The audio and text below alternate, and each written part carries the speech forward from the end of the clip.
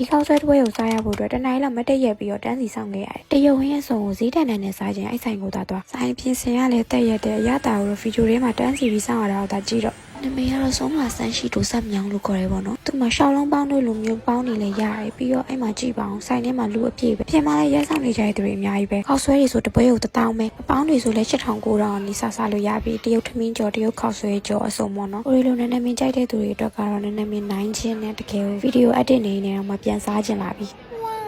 ကိုရီးယားအဆောင်တို့တမလီဆိုတော့ဘာလာကုံစားတယ်ငယ်ချင်းတွေသူတို့မကြိုက်တာလေးများပါတယ်ဆိုရင်ကိုယ်ထည့်ပေးကြတယ်မစားနိုင်တော့ဘူးဘိုက်တင်းနေပြီဆိုတာမျိုးမရှိဘူးတခါတလေအကြံရှင်းလဲလောက်တာပဲပြီးတော့လေအဲ့မာလေးနန်းနန်းမင်းအတုပ်ရှိတယ်တိလားနန်းနန်းမင်းကြိုက်တဲ့သူတွေဆိုလို့ရှိရင်စားကိုစားကြည့်တယ်နဲ့အခုကတော့နန်းနန်းမင်းမကြိုက်တဲ့တငယ်ချင်းတယောက်လည်းပါတယ်ဆိုတော့အဲ့ဒီဟင်းကိုစမ်းပြီးတော့မစားကြည့်ခဲ့ရဘူးပေါ့နော်